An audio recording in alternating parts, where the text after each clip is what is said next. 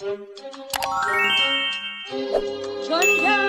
کبوترهای وحشی می‌گریزند از کنارت، می‌روند با سایه خود با تو غمگین از دیدارت، می‌برند قلبی که دیگر مانده از شوق تو خالی، می‌گریزم از غم عشق تو با افسرده حالی.